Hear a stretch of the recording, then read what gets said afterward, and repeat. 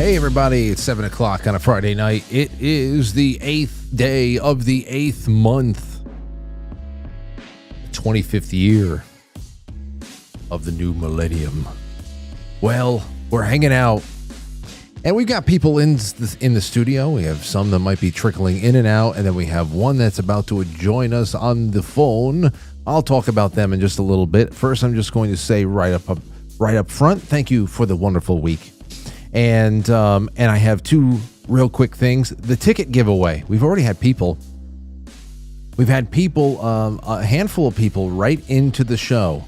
You can write to me, Frank at quitefrankly.tv. We're going to announce the winners of the two tickets. We're giving away one ticket twice, individual tickets. We're not giving them away as a pair. We just wanted to, for individuals out there who wanted to come to the show but could not afford it, but they could actually travel. They can get here. Well, we only have a little bit left, but we set aside a few to have some fun with. And what you can do is write me an essay, no more than 200 words. It could be a longer email.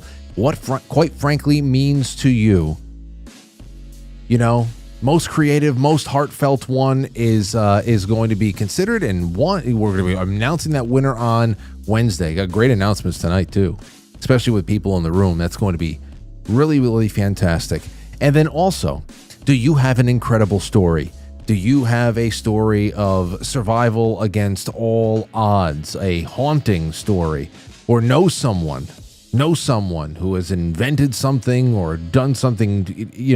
You cannot describe or get people to even understand the craziness of this whole thing. I want to hear about it. Have you battled demons?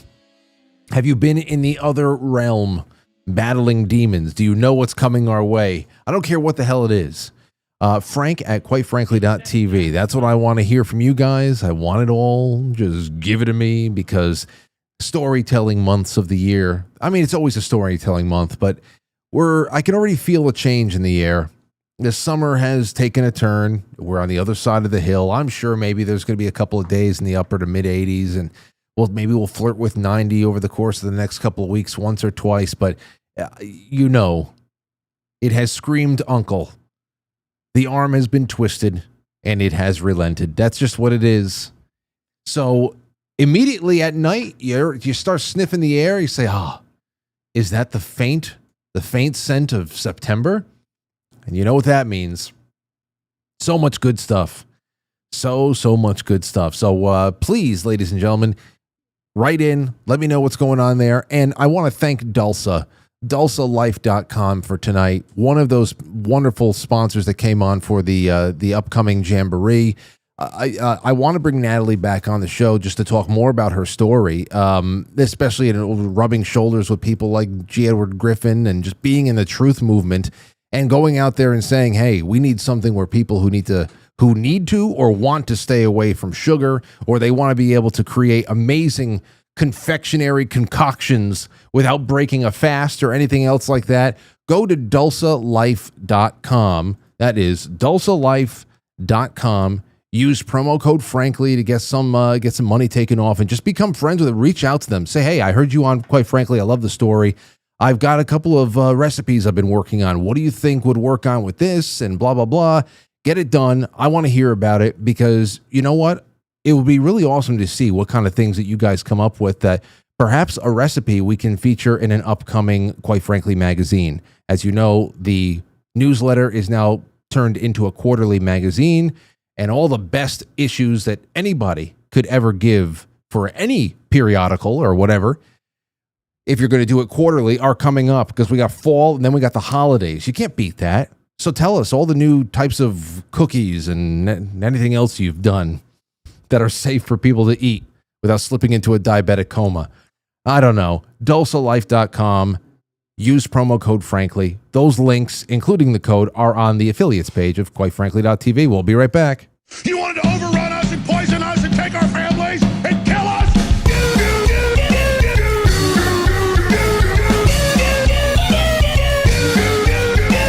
You will die, not us!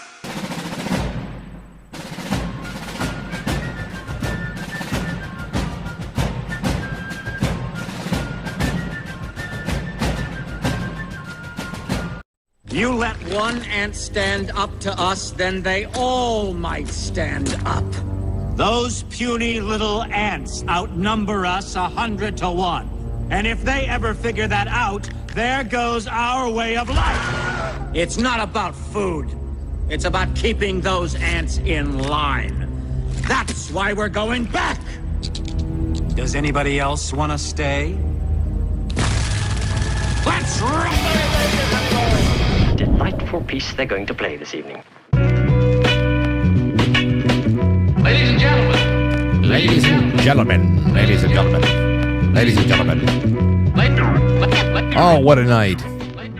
What a night. And let me just take you around the room and tell you who the hell we got in here. Because more are arriving. More are arriving by the moment. First, on the other side of the room, he's the man that taught us what a decal is. And he's got the best decals in town. Damn right I do. That is Sal the Barbell Butcher. What's going on, Sal? Good evening, Frank. It's good to have you back. People were wondering, hey, when's Sal coming back?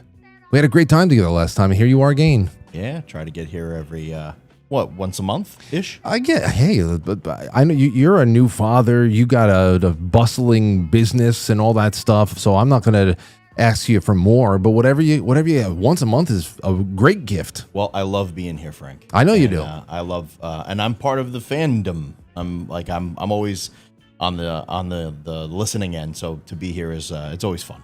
Yeah, but you know what? It's so much more than fandom. And I was reminded of that today when Anthony sent me over a very short clip from because we've been going through so much VHS from our band videos and all that stuff from when we were in high school and college. And Anthony said, hey, you want to see Sal? I said, what? He sent me a little video from, I think, April of 2003. We were playing a Battle of the Bands at Iona High School. Yeah, man. And there's little Sal. Yeah, man. We're up on stage just filming people, and you're like, oh, what's up? And it's all shit. I literally came out that night to support you guys. Zadalza was like one of the big bands that was no. That was Rotten Pain. Rotten Pain. Yeah, as the Dallas in my head with the sign outside, but Rotten Pain was kind of like one of the big rock bands, like local bands. I know. And me and Anthony were boys. Me and your brother were real tight in high school for freshman and sophomore year. We were both kind of like metalheads, and we liked a lot of the same groups. And we were both pretty quiet kids. And we sat next to each other in like religion class. Farting. Yeah, farting, dick and fart jokes. That's it. I remember that night. I remember that night. So it's crazy. Yeah. The crazy thing is that's 2003. Unreal. And then I think about that being so deep into my childhood that it has nothing. It's so far away from anything that has anything to do with Zaralza or any of the live streaming and the broadcasting. But it was less than 3 years before the first night that we did broadcast at Manhattanville College. Yeah. And again, it's time is you think that it's slow and it's I don't know, flying by. It's compact. Well, anyway, on the other side of the room, there's Matt. What's going on, Matt? Hello, Francis. We had a big we put a question marks all over your picture on tonight's show because we didn't know for sure at the time whether you're going to show up. So we thought this would be a good mystery for people at home where they saw the preview. They said, Matt, will Matt show up? Well, now, meow, you know. Now he's here. That's it. I knew he was going to show up. Well, you know who else is going to show up? What? Huh? What was that? What? You heard that squealing? Yeah, I heard it. There must be like something out in the hall. Mike Baldwin is going to be showing up in a little bit Nice. on Zoom. And Anthony said that he's going to pop in and out as the night progresses in there as well. That's great. Yeah, it is. And you know what else is great? Now that I'm doing extra innings every night after the show, after the end scroll, I'll stay live on Pilled and Quite Frankly.tv. Sure. Last night was the first time I went into the archives to do exclusive footage from way back when. Mm-hmm. And I did a little bit of, Matt, did you ever see the ghost hunt that we did 16 years ago looking for the grave beyond the left field fence? The grave of Mr. Brown? Yeah, Mr. Brown. Yep. We played that. Here's Anthony right now. Hold on a second. Hold on. Let me get him all worked out in here. Wait a second. Ant, we just last night, I started doing exclusive from the archive stuff for bonus footage after the show's over. And it was the first time I went through our ghost hunt in the back of the middle school looking for the grave of Mr. Brown in like 16 years. That was 16 years ago. It's crazy. Everybody, of course, you steal the show because you are visibly and audibly frightened out of your mind throughout the whole thing. I always get frightened with ghost hunts. But what I was saying, to your credit, and Matt can talk about it, even though that was the first and last little ghost hunt I ever been on. But almost every time that they went to like Letchworth and stuff like that to investigate some closed down insane asylum or something like that, you at least took the ride with them a few times, no? You got fucked up the first time. But I went. I actually went. Yeah, you did. Well, I didn't go. If you remember the first time you guys didn't go deep into the property, you didn't go deep into the buildings. Wait, did you leave early that day? Or did you stay the whole time? Oh, I stayed. Because I remember we went in, and then Auntie's like, I don't feel good. And then we went outside and took pictures of Aunt, and there were all these fucking orbs around him. Like a crazy, outside, not inside the building. It wasn't dust. They were fucking straight orb. Dude, we need to find all that shit. What do you mean? What do you mean? Like, how did you feel? I forget. Is that the I was just freaked out. Oh. Listen, it was pitch dark. I mean, it wasn't just when you're out doing something like that. It's not just the ghosts or possible spirits that you're thinking about. You're considering every little thing. Like, if there's some kind of animal out there that you're not seeing, that too. Like, over there at Letchworth, you can walk right up to the deer. So that and it's just there's no lights. There's no light anywhere. So it's like it's a different kind of black. Sal, could you do anything like this, Sal? So we're all kind of like from Westchester County. Yeah. So like growing up, I think we had a really cool childhood because we were like in the advent of the internet and everything, like where it got like big, and we had access to things like the ghost of Buckout Road. Oh yeah. And in Yonkers they had like the old insane asylum, and where they like in Yonkers, because I'm from the Bronx in Yonkers, growing up originally. And down there by the water where they had like the Son of Sam, Untermeyer Park, Untermeyer Park, and there was all those killings, and they were finding like a German Shepherd every week, like beheaded or something like there was crazy things going on, like absolutely Satan worshiping and stuff like that. But I know. You know what the crazy thing is? Another phenomenon that people don't. Every once in a while, an OG will tell you about. But we even, whenever I would go down, hang out with my buddies in Yonkers too, the ones that I met in high school, we'd go down to like the woods or something like that. Yeah. And in the woods, creepy. Dude, what about, you ever encounter just porn in the woods? Yes. That's weird. Like stacks of printed porn. Yeah. Like, there's a video of Buckout Road where some random dude he's going in and he found like a structure that used to be there. There was porn magazines all over the place inside. Porn two things: porn in the woods, and also just random staircases. Some of them could be stone. Some of them could be almost like wooden staircases that seem like they've been transported there. Right. And I mean, there's tons of portal theories around the staircases in the woods. Yeah. But yeah, that was always very strange, even for us. I mean, you're a young kid, middle school to high school, whatever. I mean, you'll do anything to see a tit, but sure, it never felt right. No, it was wrong. But that's the one thing I have to say. like going to those places. Like me and a bunch of friends did go to Buckout Road. And there was like some weird, like Anthony said before, there's weird sounds when something it's dark in like the woods. It's not like regular dark. It's like mysterious dark. And there's strange things.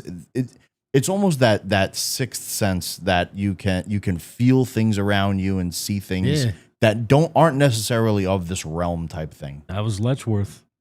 Yeah, it's weird. And there was a mansion in Yonkers that they used to do like parties and stuff, but it was right next to the property, like right next to where the woods where all the Satan worshiping used to happen. Yeah.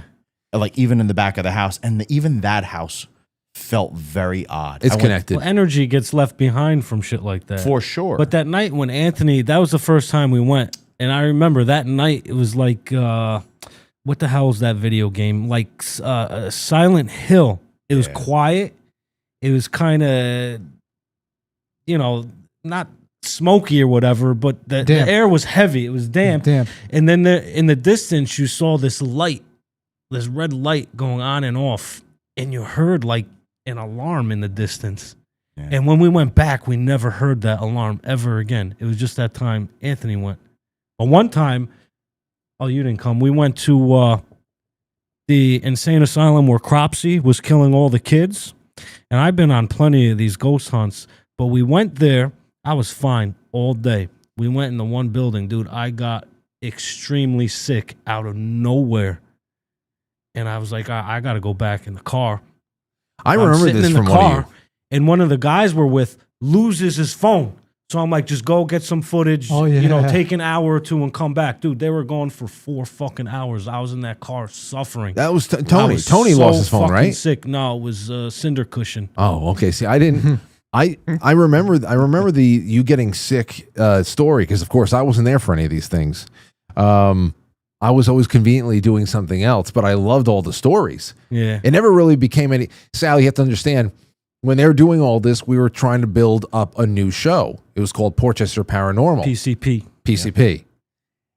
And it could have been fantastic. It still could be. We could still do it. But I'll tell you this, like, we weren't going to bullshit and like say, have someone come with us. Oh, you hide in this room and make. We weren't going to do that. We bought equipment. We got all this shit. And I mean, besides the orbs and all that, at Letchworth, it's on video too. That's why I really want to find the footage. It's on video. We're walking by, all of us are together in the hallway, and we hear, and we all stopped and look at the door, and we put the EVP shit on, and we asked, what's your name? And I don't remember what it said. It said James or Greg or something. It said a fucking name, and then that was it. It stopped. And then one time I was there with Tony, just me and him. We're in the fucking the smokestack, the warehouse or whatever, and it has a metal floor, so you hear you stepping on metal. Me and Tony walk down. We get to the bottom of the steps, and we hear 2 sets of footsteps and people talking back and forth. And we looked at each other. We got scared because there's no one else there. And we hid on the side of the door, just looking at each other for like 20 minutes, and it just stopped.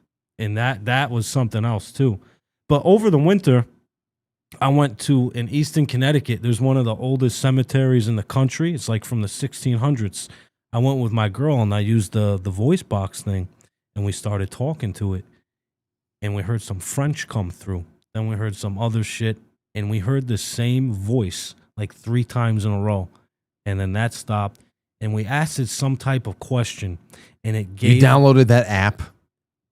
Yeah, dude, I'm telling you this. Well, I used it at the Fort William Henry too.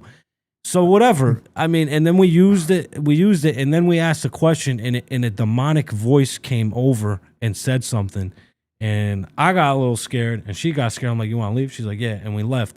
But dude, I'm telling you, that app, demons are real. That's real. Well, I know that. I know that. But I That's a believe in the real spirit thing. realm. I think shit gets left behind, especially you said stairs in the woods. Think about abandoned buildings that the doors are wide open. Yes, but you know what I'm saying, like but that too. It's the app that I'm smirking about. Yeah, I know. I know. It's Because an app, there are many competing paranormal channels now that have completely built up their followings just on walking around cemeteries and talking to whatever this iPhone app that costs less than, what is it? It's a free? the one we used, there was an option to $1.99? pay for it. No, actually, with the one we used at Letchworth, we bought it. It was it wasn't an app. The one at Letchworth we used was an actual EVP device. Oh, the it was one radio. I used at the cemetery was on the app. And I've used that app before and never got anything. But at that one fucking spot, the same voice answered 3 different questions. Well, the EVP is just, I mean, that's... It could be just radio, but when you ask a question just- and it it's just answers the handheld question or- it's just kind of directly, It answers you in real time, or is it Well, so on a recording? we can... look, this listen, one was enough to kind we'll of watch give me it. goosebumps. I just want to say that it's funny you mentioned the ghost hunt that we were on, because I was just talking about it the other night. And for some reason, I thought about the, hey boys, can I join you? I have it. I was watching that just last night. The Hey Boys, Can I Join You? I love that part. You know, speaking of joining, Mike Baldwin's with us right now. What's going on, Mike? Hey, bro. Yo, listen. We're talking right now. We're talking about ghost hunts, and we're talking about Insane asylums. insane asylum. Have you ever had a spooky situation like that?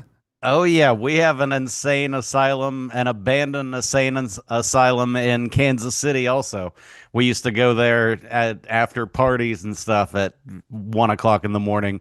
One time, there was 4 or 5 of us, and we were on LSD, and we snuck in there, and we were walking around, and there were like 10 dudes all standing in a circle with like candles and shit. Oh, they God. had like monk robes on, not Dude. monks, like what's the fraternity that like George Bush was in, like that skull and bones type shit. It was weird. We all just backed away. We were just like, this is not the right place for us to be tonight. That's some serious shit.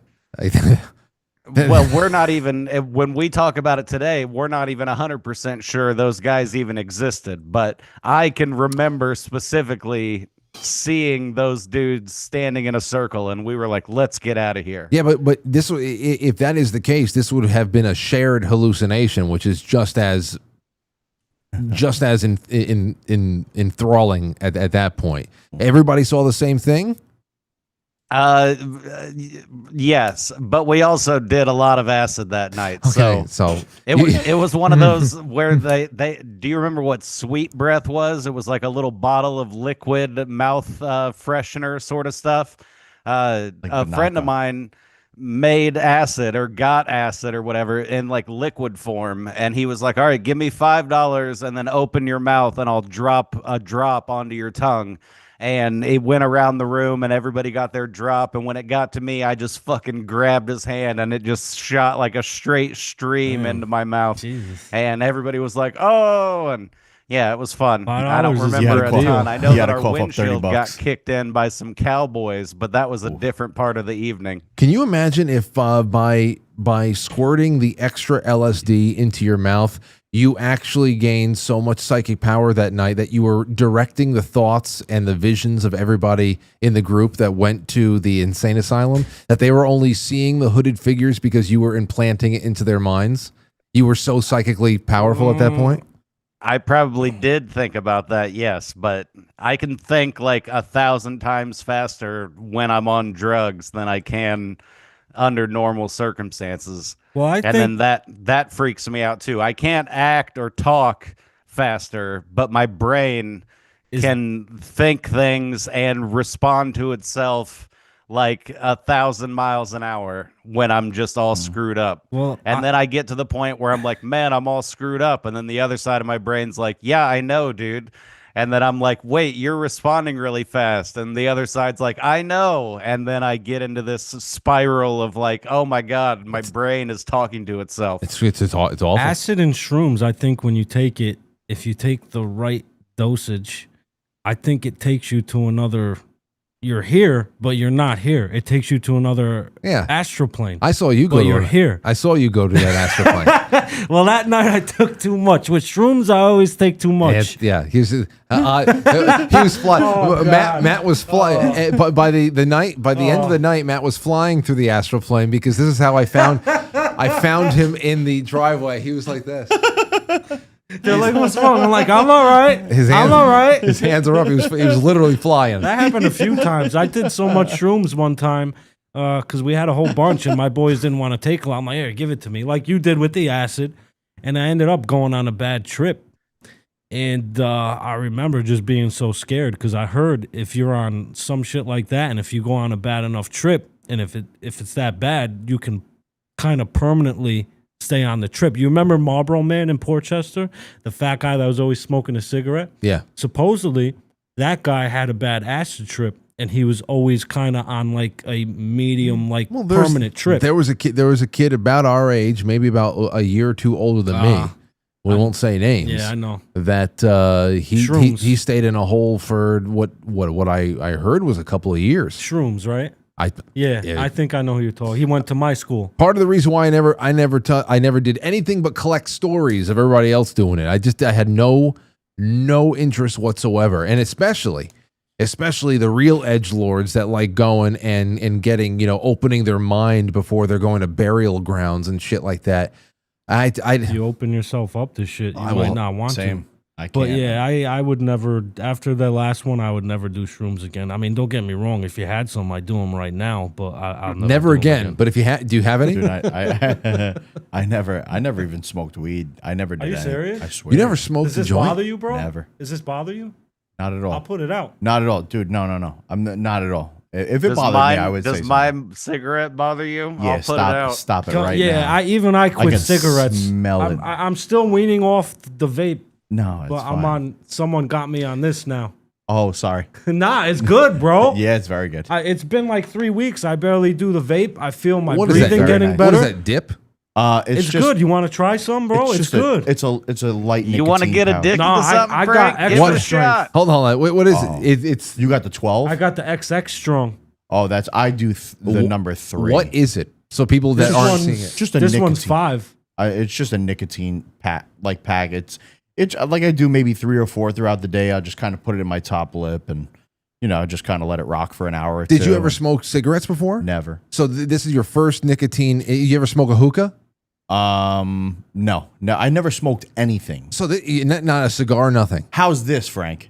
I never had until the night at your house when we did the barbecue a few weeks ago. I never had a full cup of coffee. I never. We were talking about that at work today. What do you think about that, Mike? I didn't. I would do I'm obviously Italian. My name is the most Italian name in the world, Salvatore. But I grew up around espressos, cappuccinos. So I would do at the end of dinner or something. If I'm out, I'll do a double espresso or an espresso. But I never had a cup of Joe. Never. Cafe Americano? Nunca. Never. I never had espresso. I've had coffee, but never espresso. Espresso is very nice. It's quick. It's to the point. I have to be kind of I don't have a 20-minute breakfast break or a half-hour breakfast break, in the morning. So anything that I do has to be fast. So if I go to Dunkin' Donuts or wherever, I'll just go get a double espresso. It's one or two, sips and it's gone. And I feel good. My coffee spoiled me now. So everything else tastes like piss. Yeah. Mike, you are you all you're slurping down your coffee like you usually are when you're on? Yeah, I have my coffee right here. Oh, man, that's hot. Yeah, I'm a coffee guy for sure now, but I never was. My mom and dad were when I was a kid, so I would take a sip of my mom's every once in a while when I was real young, but then I went decades without being a coffee guy until I met a guy who wanted to mail me some weed, and he put it in this bag of coffee beans to I guess keep the dogs from smelling it or something. And when I got it in the mail, I was like, thanks for the weed. What's this coffee? Is this just packing or whatever? And he was like, no, man, that's good coffee. You can grind. It was just beans, and he was like, grind that up and make you some coffee. So how do you I went drink to your Walmart coffee? and spent $15 or $20 on a coffee maker and used my magic bullet blender and grounded that shit up. And I've drank coffee like every day since then. And How that do was you when I drink was it? like Straight 30. straight black coffee. No, I'm well, it depends on what my current diet status is. Right now, it's a continuous cheat day. So milk and sugar are Yeah, I like it abundant light in my and sweet coffee. too. I tried black. I got- can't do it. I got to tell you, the coffee you made and what was it? The ketogenic man, Keto what was it? Brainz. Keto Brainz. It was so good when I had it at your house. It was so good. Yeah. It was the best cup of coffee. Like I haven't had a better cup since. It's made with love, my friend. Hey, Oh, you know. like Speaking of, I want to just put something out here. You know what's really crazy? All four of us here, and Anthony in the other room. Less than a month now. I mean, less than a month that we're all going to be hanging out at the Jamboree. And it's good. Like actually, a month from today, it'll all be a memory. There will be a set of memories in place of the anticipation. I'll remember people, interactions, moments, revelations. Right now, it's just all what ifs. But I would like to say this is a very special occasion that Mike Baldwin over here is confirmed. He's coming to New York. He's going to do a set at the Jamboree. Nice. We're gonna have him there. We're gonna have a caricaturist there. I got a magician walking around screwing with people all night. Wow. We got a photo booth that's gonna be there. Dominic the singing ice cream man is gonna be there. Top tier food with sexy chefs like Nick and Tony, and also Sal's gonna be there giving decals to everybody. I mean, it's gonna be awesome. There's gonna be a pole on stage, and I will poem? be stripping. I have. Oh, a poll. I thought you got- said you're going to read a I'll poem. be in shape by then. What I'm gonna do, I found a couple of things. I mean, they're not big enough. That's the only thing. I found inflatable lion, a wolf. I can't be wrestling fucking.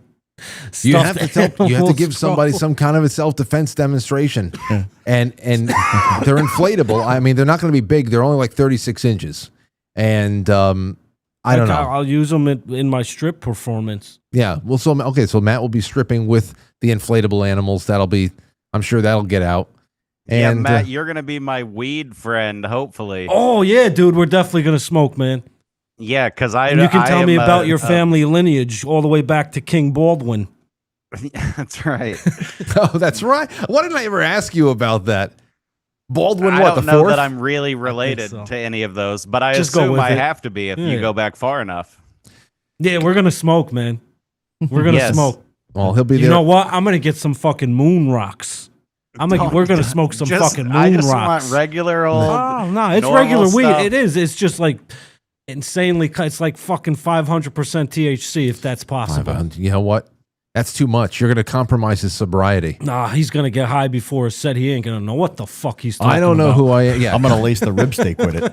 I don't know who I am. Don't say shit like this. Nobody's going to want to eat the rib steak now. Imagine. No, everyone will want to eat it that comes there. First of all, as if people didn't know, Sal just said it. Sal doesn't know how to lace anything. He hasn't even.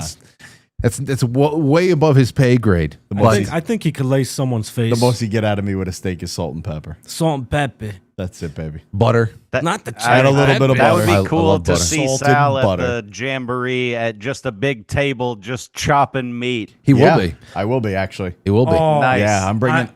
I'm sorry, Mike. I'm bringing just my butcher block. I have a kind of like a portable butcher block. It's probably about 50 or 60 years old. I'm gonna be there, and I'm gonna be cutting up some steaks and talking and just talking shop with Yeah. people. Can you dress real Italian? Like real, like old I could dress school real butcher Italian? I could dress real butcher. What I want you to do, Sal, is I want you to have a button down something that you open up, and we want your chest sweat to be dripping down onto the steak. I can jump on the Stairmaster for a half hour before I come out. Why is Sal profusely Profusely sweating. Rebecca's just sweating all over the steak.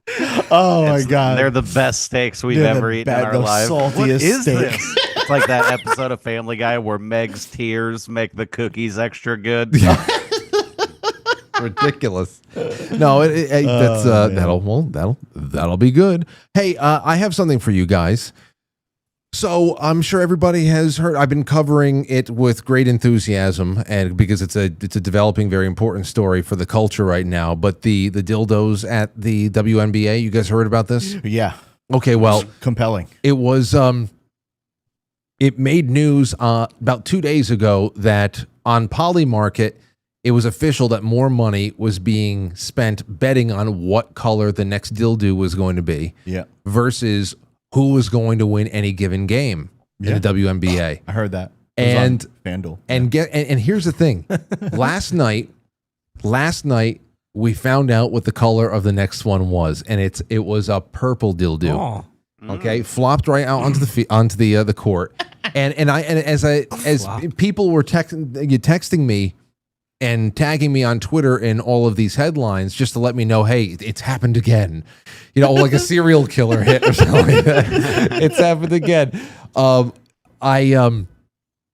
had this the thought that came to my head first was, it's crazy how someone last night made a small fortune betting correctly that the next dildo to flop onto the court of a WNBA game was going to be purple.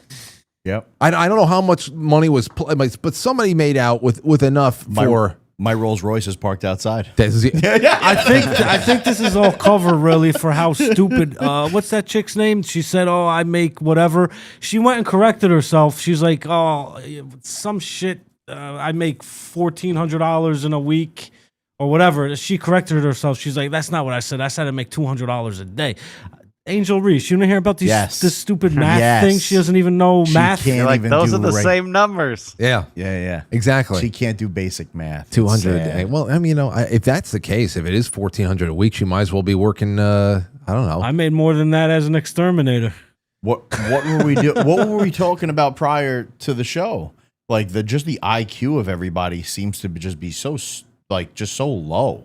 Like if you could compare 50 years ago, we would never be able to pass the test IQ. that they gave 50 years ago. But a lot of it's the internet too. Like the internet lets people shine, And it's like, who said that? George Carlin was like, the average person, like 50% of Americans are dumber than the average American. And when you've got the internet, like you can easily see all of those 50% of stupid people. You know what I mean? Yeah. Yes. It was a really great point that was made, because there's always somebody out there trying to make put themselves in a position to have a mic drop moment. And I saw this one girl, I don't know, one of so many, either girl, guy, whatever, if they're of a certain socio-political persuasion on the left, they're always want to make sure that everybody knows that, hey, education in a contemporary standard is the only way to be able to judge whether or not you are suitable. You are a suitable candidate to be, in society. Like if you haven't been educated by contemporary modern schools, then first of all, if you have been, you're already so much more evolved than the founders of this country, who are always just reduced to woefully uneducated slave owners. And of course, that is just hilarious in and of itself, because they're just so myopic. They have really no real broad breadth of understanding of anything. But to think that most of our founders could, with minimal formal education, translate Latin not just to English but to Greek. They can go. I mean, it is incredible how fucking retarded we are. Just read the Declaration of Independence. Didn't Thomas Jefferson read like 12 books at once on like a little spindle or some shit like that? You never heard about that? He would go from one book, spin the spindle or whatever, read another book, and like just keep doing that. Ben Franklin didn't know French when he landed in France, and he taught himself French in like 2 weeks or some shit. They had good brains. Well, they were certainly There's uncorrupted. 2 of them on the shirt. There's Nice. Ben. There's Ben. I like that. Oh, there's Ben, and there's Thomas, and Father George, and Betsy Ross. And Have you heard Shane Alexander Gillis's? Hamilton. Have you heard Shane Gillis's joke about George Washington? That is so funny. Well, I know how we won the Revolution. We had a 6-foot crazy redhead at the side of the river. Wooden tooth. You ever see it, Frank? What? If you can play the Shane Gillis, George Washington. All right, hold on a second. I remember watching that, dude. That's one of the funniest comedy specials I've Shane ever Gillis- seen. Shane Shane Gillis Gillis is is very hilarious. Hold on. I actually went to see Bill Burr when he was here in Bill Burr's April funny. or May. He's starting to fall off. He's though. funny, but he used to be He's starting to funnier. fall Yeah, off. yeah. He's starting to be afraid of Shane offending Gillis, people. Shane Who? Gillis Yeah. Bill Burr? exploded. Yeah, Bill Burr. But- Starting to fall off. Where have you All right, been the well, last whatever. 6 But have you years? seen Tires? Has anyone seen the Yeah. Netflix Tires? Yeah. Yeah. Dude, Frank, you have to watch. You have to watch Tires tonight. Tires is fun. Wait a Tonight. second. I got Shane Gillis, George Washington story. It's a minute and a half. Is that? It's from a comedy special. It's from the comedy Hysterical. special called Yeah, Beautiful the, Dogs. The whole thing is probably longer than Yeah. a minute and a half, but It's I think worth it, that'll though. give you It's- the gist of it. the slave quarter? That's part of Yeah, it. that's part of it, but you don't That's need that funny, part. too. That's Just- hilarious. Wait. The Christmas Day battle? Yes. Yes. Okay, hold on. Wait a second. Let's hear it. You ever see that painting of George crossing the Delaware? Standing. He's the only one standing on the rowboat. Everyone else is like, George, you got to get down. George's like, they're over there. Get them. You know what happened that day when George crossed the Delaware? It was Christmas Day, and it was a bit of a massacre because George caught the British off guard because the British absolutely correctly assumed. They were like, only a retarded guy's going to try to cross this icy river today in a rowboat. Fortunately for them, our first president was on the other side of that river. It's like, get in the boat, we got to kill these motherfuckers. Yeah, that skips a lot of his I know I said retarded there a explanation. couple times. My bad on that. I'm not trying to give myself a pass on being able to use that word. But I will say, I don't know if you can tell by looking at me, I do have family members with Down syndrome. So, is he done with George Washington? Yeah, before that he build-up goes before through it the is details hilarious. of George Washington and how he was like 6 foot tall, he had wooden teeth, he was a redhead, he was just an angry retarded guy basically, and he became our president. Hold on. Right away, dude. Don't make me love George Washington for 2 hours and at the very end be like, you want to see some wild shit? Like, and once you see his teeth, every story about him makes perfect sense. Like, he was a man of few words. It's like, yeah, dude, he had fucking donkey teeth and fucking lead in his mouth for a decade. You can't keep lead in your mouth for a decade. That would give you, for real, like rabies-like symptoms. You got, like, I can't believe we defeated the British. So I know how we did it. We had a fucking 6'2", redheaded, retarded guy out in the woods just waiting for those motherfuckers, dude. 6'2" in 1770, that's like 6'10" today. Red hair, horse teeth, a sword, just... You want to tax me, motherfucker? Imagine he was really that. He wasn't articulate at all. He wasn't. Imagine George Washington just was not articulate at all. He really just was crazy. Do you think he would still hold the same aura? Oh no. No, if he was just like some kind of an ogre that they put to use, 'cause they knew that he was some kind of an indestructible bridge troll, then yeah, no, he wouldn't have the same aura. But of course, we know he was very. I mean, we have his writings, so he was also daring, crazy, and willing to kill. But then had a softer philosophical side, which is why we love him. Yeah, but he had no fear of death. I No. don't think he thought he could be killed after the French and Indian War, to be honest.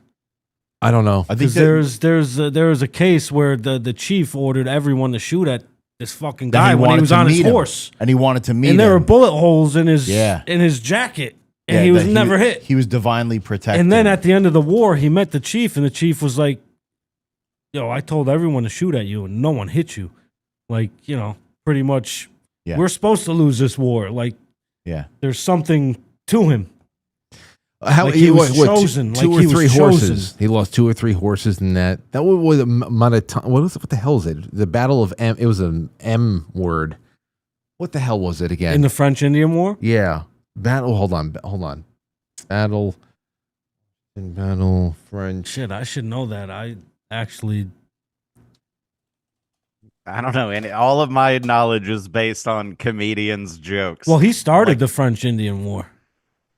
It was his fault. It happened. He fired on a French. Monongahela. The Battle of Monongahela. That's right. He had 2 horses shot out from under him. His coat was pierced by 4 musket balls, according to Mount Vernon.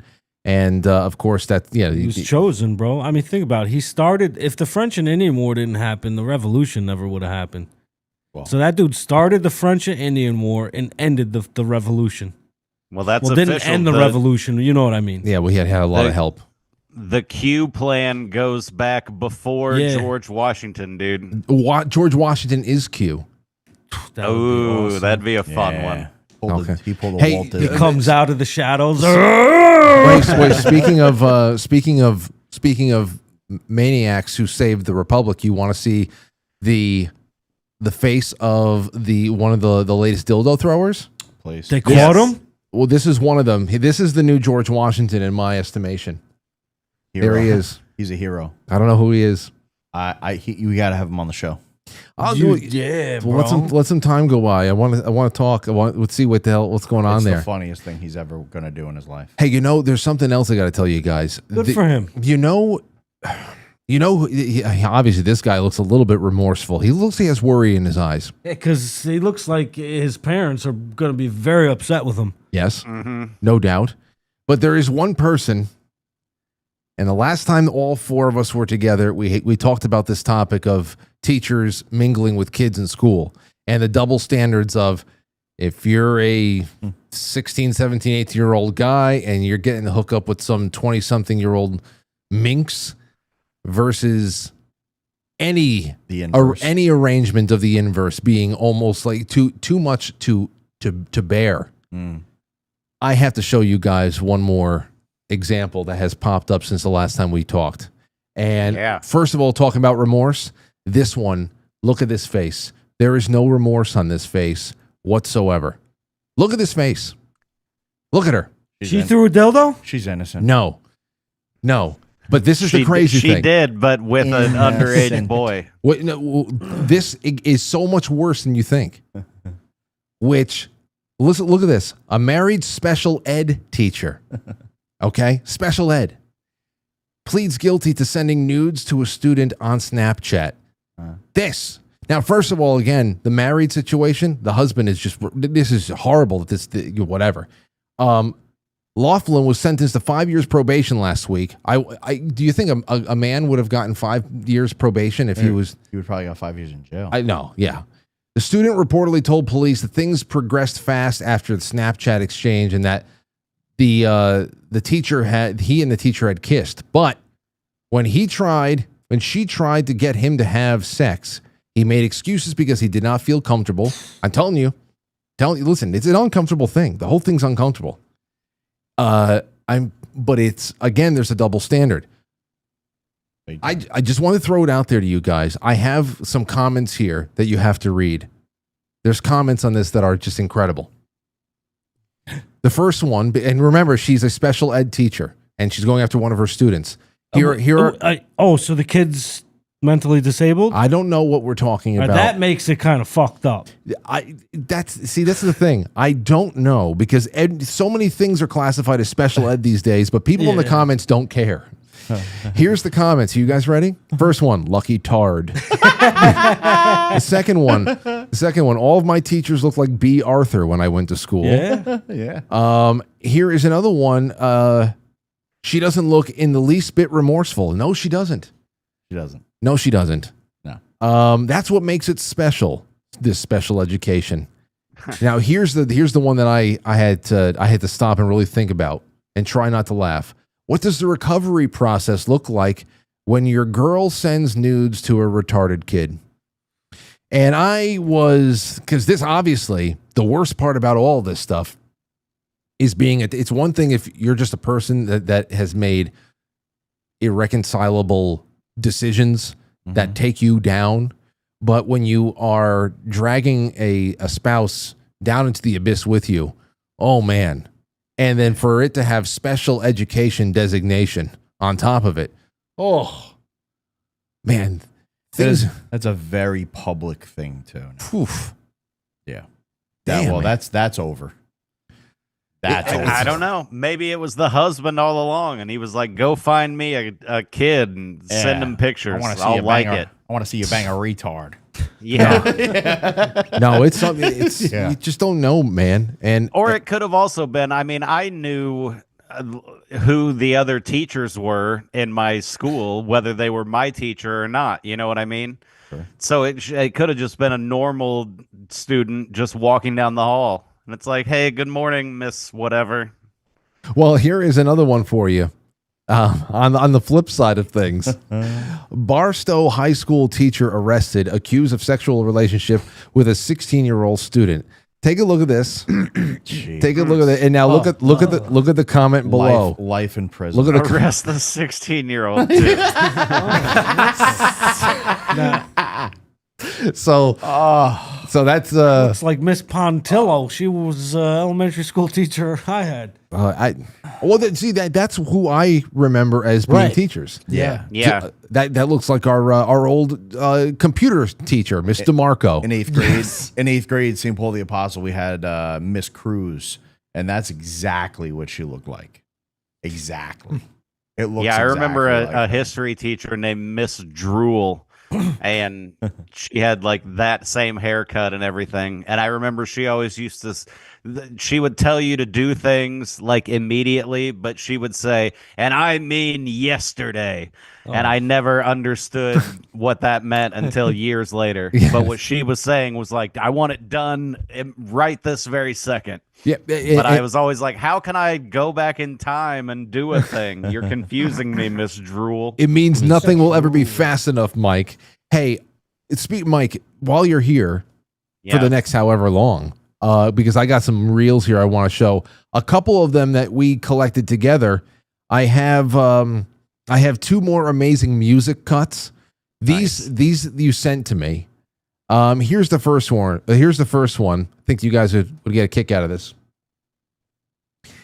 Me checking in at the airport. The airport worker, would you like to check that bag? I love these so much. Here is another one. I was at O'Hare Airport for 14 hours 2 weeks ago on Sunday. Sounds well. Didn't you miss a flight? You missed said? the flight. They put me on standby. I don't know what the fuck. It was my first time ever flying. That airport to me was huge. It is big. Doesn't matter. So The bigger the airport, the bigger the congestion. yeah, well, I flew out of Westchester. That was nothing. But dude, I was there for 14 fucking hours. Finally, because they fucked me over. They gave me the ticket and the number. They gave me one ticket. The number matched up for the flight I was supposed to be on. Whatever. They scanned it. No, you're not on this flight. I'm like, well, can you help me? She's like, I have to let other people on. So she like kicked me out, and it happened again. The same flight number. She's like, you're not supposed to be on this flight. I flipped out on this chick. I felt bad, and then she just called someone, printed me a new ticket, and 14 hours later, I got on a plane. You could have drove back. I I walked away before I went back. Thinking, I'm like, I'm going to fucking rent a car, and I'll miss work tomorrow. I'm driving home. Then I said, yo, fuck this. I flipped out, and she gave me a new ticket. Get it. You became one of those airport flip out peoples, huh? I didn't. Right. It wasn't that bad. I mean, I am not satisfied. No, I was driving. Dude, I'll do you F-bombs. one better. Years ago, a bunch of friends and myself and a bunch of friends, we went to Cancun, Mexico. We were like 19 years old. It was like the first time we ever like traveled, right? And we were stuck on an airplane coming back home. We were stuck on the tarmac in Cancun for 5 hours. We circled over New York, bro. Something happened. There was a hurricane over the eastern seaboard, but there was something going on with air traffic control that they couldn't let us take off for like 5 hours. It was 4 or 5 hours. We get over New York, circled New York like 3 or 4 times. We had to land in Washington, D.C., refuel the plane, Dude, I was on that plane for like 15 hours on the plane. Might as well have gone to Italy. Yo, that's crazy though. They're like, oh, we're bad. running out of gas. All right, let's go to DC and refuel. Thank God, like That's I'm not, crazy. and I'm like, and I'm usually super chill when I'm flying and stuff. And like, thank God I'm chill because there were people out there that were losing their minds. I would have been gone.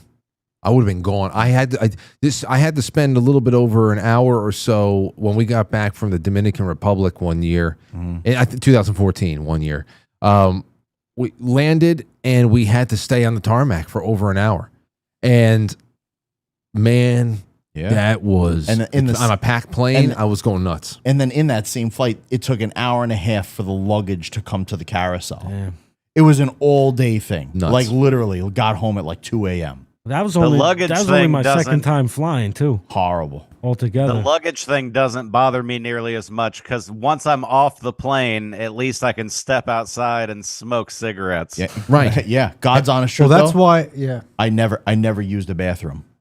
And I cannot use an airplane bathroom or anything. I can't. I've never used a public bathroom Never. in my life. Never. I'll hold Never it till once. I die. Never in my life. Even to pee? What? I did Oh, I well, did not I mean, use you know, the bathroom for anything. Yeah, I to waited till pee we I will, landed. but I mean for number two, I never took a shit in a public bathroom ever in my life. Have you ever shit your pants? No. No. All Dudes right, I work well, with, then you almost gotta- everyone I've taken- I work with have shit their pants. I've taken And they some of openly the- talk about I've it. taken some of the biggest shits of my life in public bathrooms. In my life. I just amazed. can't do it. I can't sit on How did the we get thing to and this? do it. I don't know. I don't know. You know, he but said that's something about a bathroom. Oh, and yeah, I was that's like, my oh, fault. yeah, I'm as I far never- as the airplanes. Oh, well, if you're on an airplane for 15 hours, there's no way you're holding I that did. in. You have to go. I trust You me, held it I in? will- I did not, bro. It was like I've it was never like shit. 12 hours on the plane, and then it was like another 2 hours in the airport. It was just like a ridiculously long day of traveling, but just it was horrible. The reason we took so long, we missed our flight window or whatever, because there was a connect like there was a group of 25 from San Juan, Puerto Rico. They flew into Cancun as a connecting flight to New York, and the plane was totally late. So somehow or another, we got the shit end of that stick with takeoff and the tarmac. Horrible. I wanted to kill those people, but whatever. Yeah. What are you gonna do? And now I always sit in front of the plane. Because if Always. that does happen, First one out. yeah, I'll be the first one out and I can just chill there because, I'm at the front of the plane. And there's extra space always in the front of the plane. Right. I always, that's my goal is I always aim for the front. Yeah, but Because- how much do you hate the people that are like the second the plane lands, they're all like unclipping their seatbelts and get like, where are you going? I want to punch them all. Where are you going? Sit down. Sit down. Like, and dude, it takes me a lot for me to like get upset. But I'm like, yo, you're pushing me out of the way. I'm gonna push you. If I push you, you're gonna go flying. Like I'm gonna hammer down on you. And like they're like people and I always sit aisle. Always aisle. So like you're trying to jump over me. Two of you are trying to jump over me. For what? To get your fucking little bag out of the overhead compartment and then stand in the aisle anyway and wait? Right. What's wrong with you? I don't know. And then you're sitting there with people with their crotches resting on your shoulder. Nah, bro. Yeah, because everybody's just in line thinking that, and they're just clogging. It would be better if everybody just sat down and we had a little bit of breathing room in the aisle. It's a Now culture. here's where I'll play devil's advocate on one part is that if you are at the front and you have a bag that they have to put your bag way in the back, because that happens where there's not enough room in your overhead compartment. So they got to put your bag way in the back. Now you're thinking, I better get that bag fast before everyone starts getting up. Mm-hmm. You know what I mean? Yeah. So that's the only time that I that would think. that completely negates the being up there. That totally negates it. Being up there and being separated by your bag. 100%, yeah. Yeah. Hey, wait. There's one more that Mike sent over. This is another. This one, the caption reads: "When you get to the church and a woman steps into the pulpit to preach." Yes, we are leaving. It's true. Oh, I love these. The buildup is fantastic. Leave that church and run as fast as you can. Let me ask you something. Going back, I guess a little bit even related to what we were just reading about with the all the teachers hooking up with students and things like that. Last night and the night before, I was watching that movie Road Trip. When was the last time you saw Road Trip? A long time ago. I was watching Road Trip last year or the year, whatever the hell it was, a couple of years ago. I dipped back into Euro Trip and all these other movies that when we were growing up, we were getting it in our late teens, early 20s and stuff. Hey, man. And I'll tell you, these things, I said it before, it's like an alien world. The culture is so different, but there's other things there too that you notice for yourself. Like, for example, it's funny. It's always going to be funny, irreverent, and put you in an uncomfortable position. But it's also a comfort in many ways because everything about those films reflect like the golden years of our youth, where everybody was dressing the way that you remember. The way that it sounded like, all the soundtracks. These are the movies. They also gave you these standards to judge how awesome your social life was. American Pie. Yeah, I was just gonna say American Pie because I watched that the other day since it was added to Netflix. And let me tell you something. I was laughing my ass off with this movie because I was watching it and I could not believe the big part of the movie where everyone. Like where he put out the whole the pie. No, when he put out the essentially the video stream of the foreign girl who was undressing and stuff, and it went to the entire school. And she's like, oh, her sponsors didn't like that. They sent her back home. Dude, you would be in so much fucking trouble if this was real life. If that was real life, the laws that were broken. Yeah. Are you fucking kidding me? There's a lot, but this is what I'm talking about. There's a lot of that stuff. It gave us all ridiculous standards about what is a crazy, fun, wild, survivable time. And that's one of those things here where you can talk about those standards. We can talk about those in a little bit, but yeah, that world is gone. Everything in those movies are very hetero, first of all. Yeah. But things feel off when I was watching it because everything, not only is right now is just so sterile, but also it feels off because when I watched it, I've changed too, and now I'm 40. I'm looking at all this when we were getting all this when we were in our late teens, early 20s, and I remember just being fed that constant message that hey, college is about booze and sex, and if you're not having sex with as many people as possible, you're going to regret it. That was the constant message, and that was the standard. Yeah, and it screws with everybody. Oh, yeah. And you know what? At that age, everybody's riding a hormone rocket. You want to. Your people are dating, they're hooking up, whatever. But it was the steroids of the cultural massaging of these Van Wilder kind of movies is crazy, man. It is a crazy factor, and. So, I mean, I take a look at that, and think about the teachers. I mean, American Pie was when we got MILF.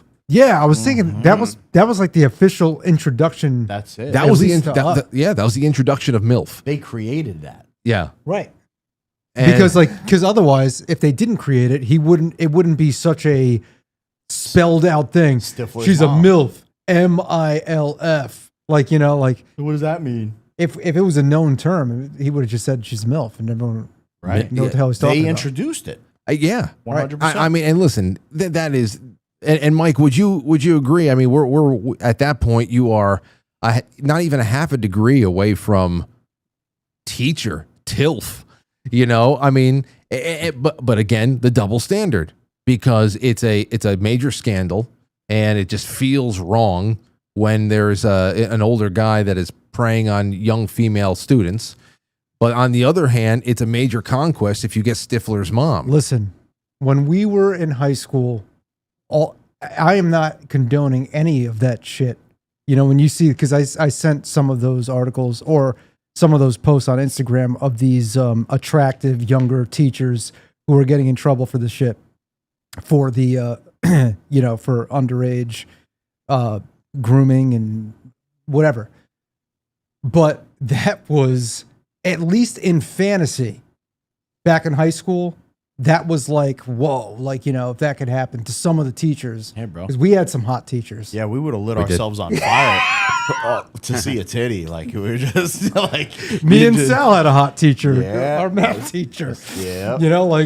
But so I'm not saying that I wish that would have happened to me, because looking back, that would have fucked. It probably would have fucked you up. Yeah, and it's not good. It's not good. It's not good. But it's not good. But Yeah. I get it. I get why the comments are. Some of the comments are a little. They make me laugh because, whatever. Whatever. Yeah. No. Yeah. It's all very self-explanatory. Because who was just about to say something? We're all men, right? So like, there's kind of like that intrinsically juvenile sense of humor, Yeah. right? Like that's just the way we're kind of. Oh, I mean, think about composed. who. I mean, actually, no. I was just about to say, who would actually look at a warm apple pie, and think to get up onto the counter and start humping it, Right? But then I started thinking about other stuff, and I just thought, you know what? No, because it would. Because he was at that party, and they said that. Yeah.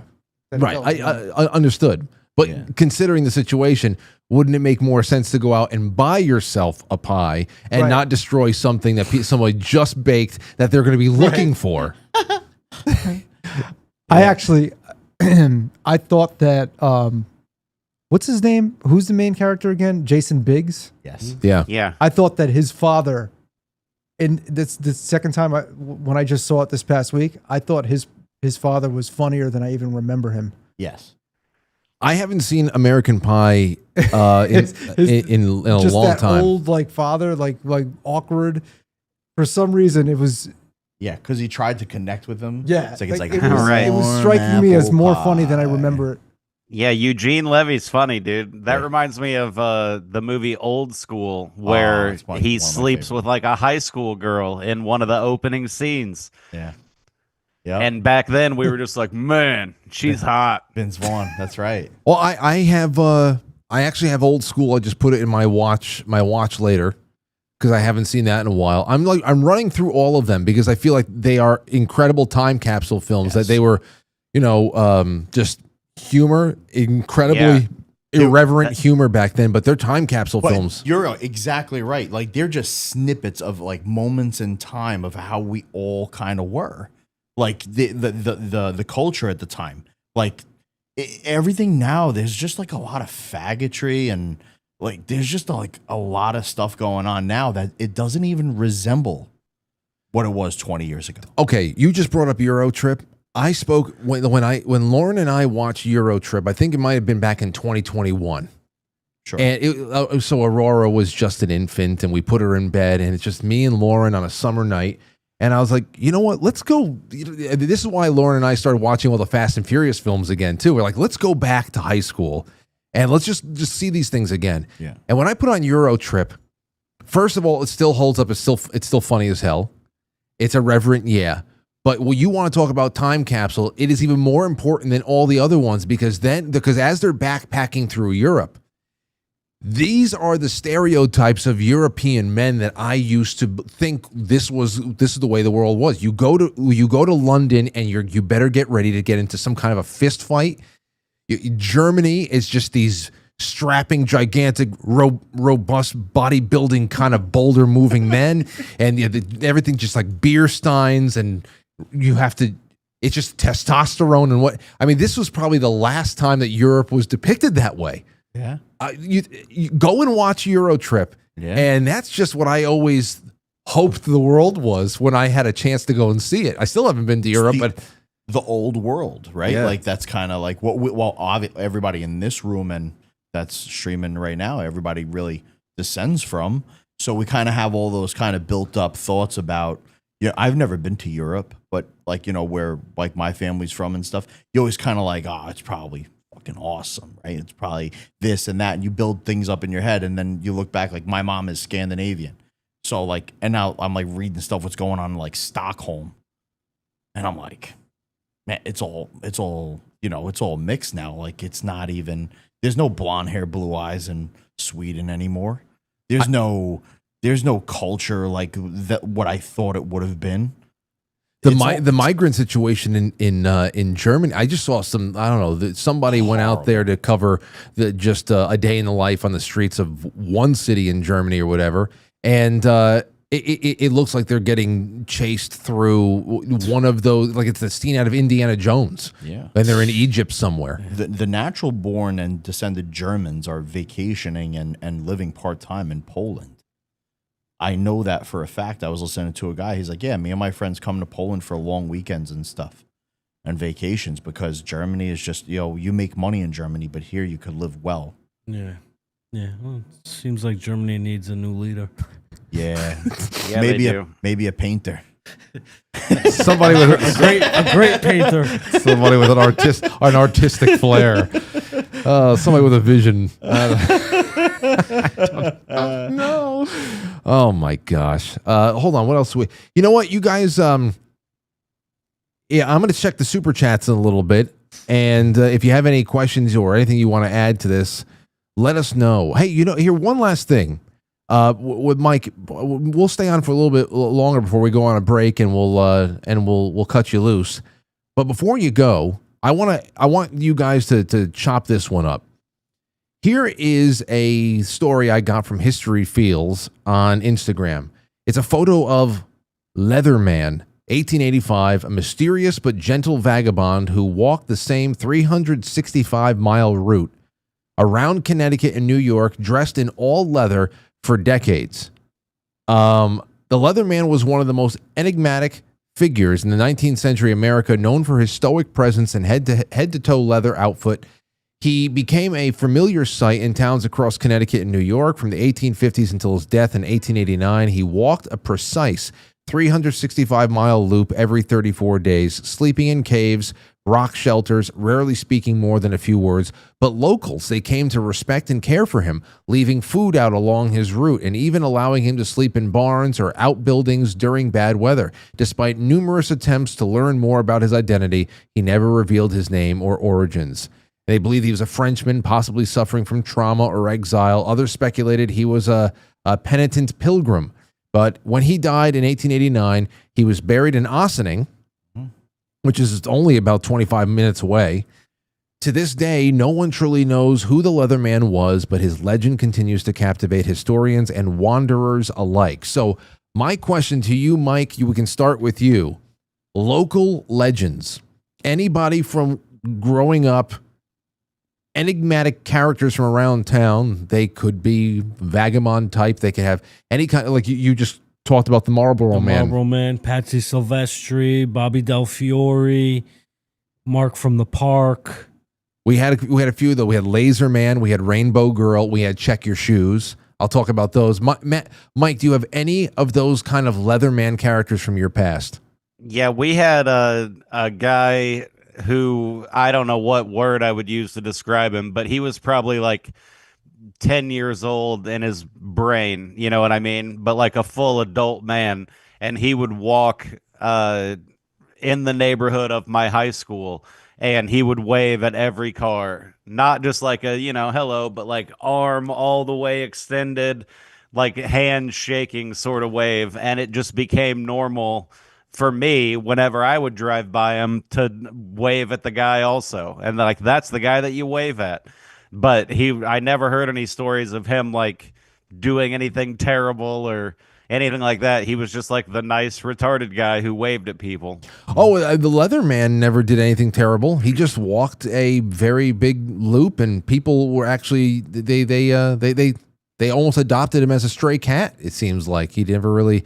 So those are the types of characters I wanted to hear about, Mike. Those people who not necessarily were menacing, but they just had very distinct character features and or I don't know what that guy's life was like, other than he liked to walk down 35th Street to Noland Road, and I don't know what he did when he got there, and I don't know where he came from exactly, but that's always where we would see him.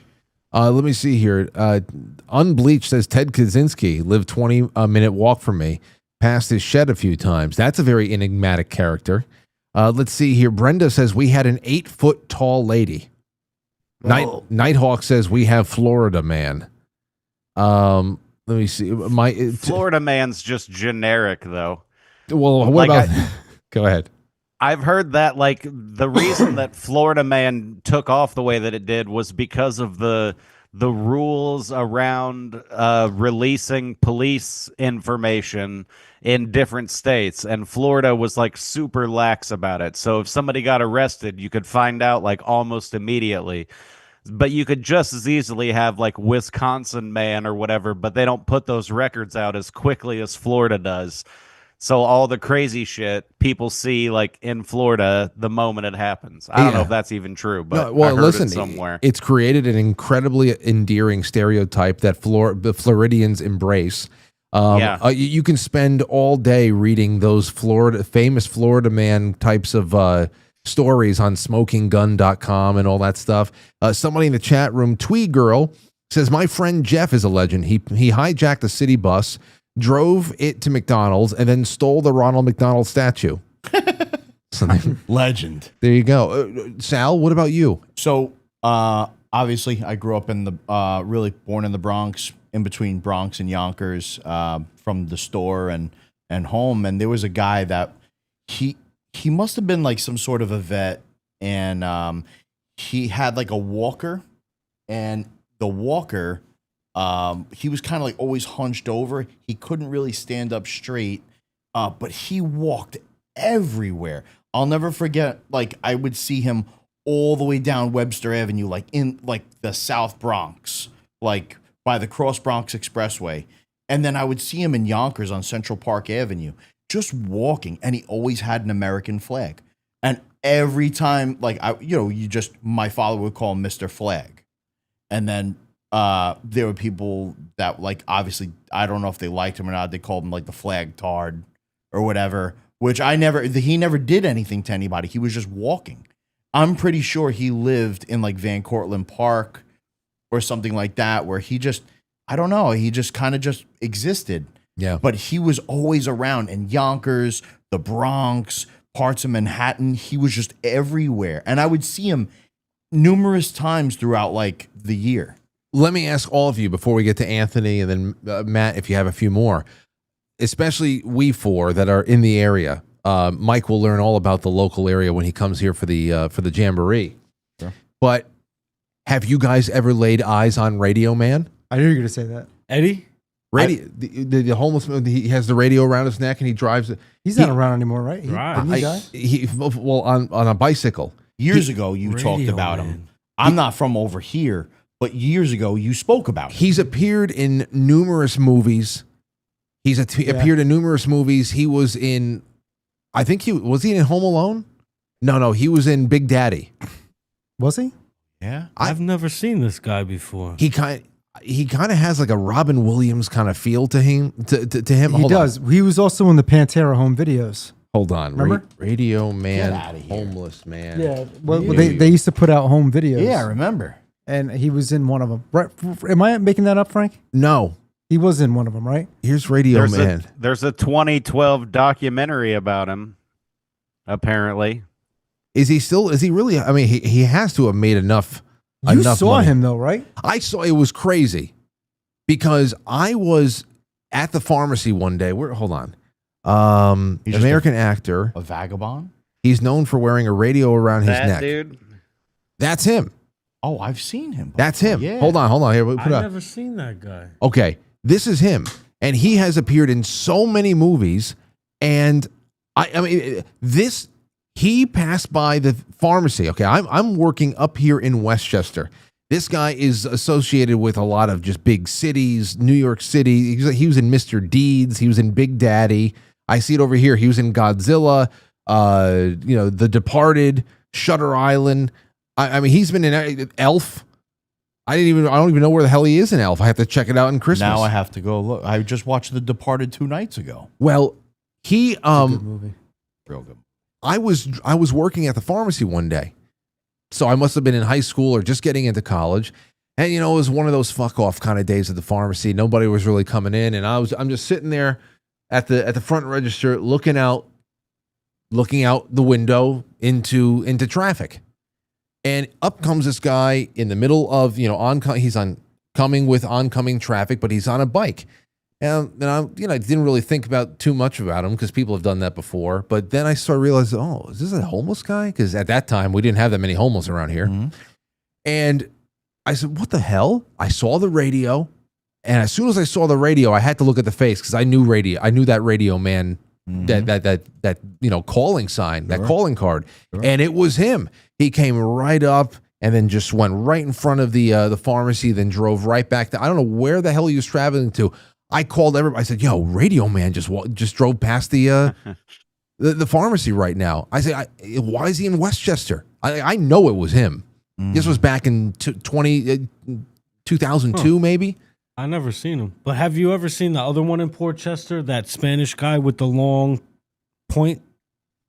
His hair is literally straight up like that. Dude, he was in a Creatures of New York video. He was in 2 Creatures of New York videos. In Grand Central, the first one, he sees the guy filming him, and he throws him the finger. And he became like a thing. People started, sir, who the fuck is this guy with the hair? And he wears like these certain clothes. And they found out he's a fucking fashion designer. And his specialty is he designs clothes fashioned after like the Sex Pistols or whatever. And then Creatures in New York seen him again at Grand Central. And he seen him and he remembered him. And he was like, he gave him a thumbs up. You don't know what I'm fucking talking about? I shared the video.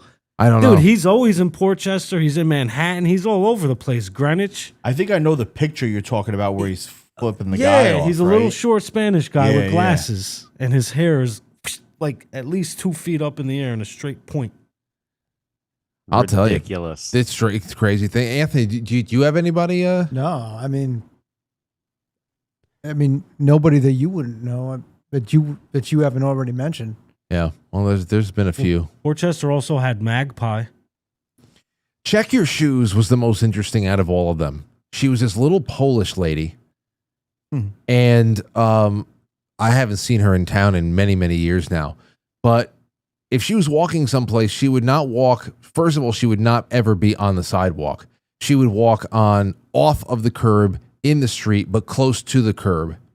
And every 5 to 10 steps, she would stop. She would slip off one of her shoes, check the inside of it, slip it back on, and start walking again. And then after 5 to 10 steps or so, she would stop, check the other shoe.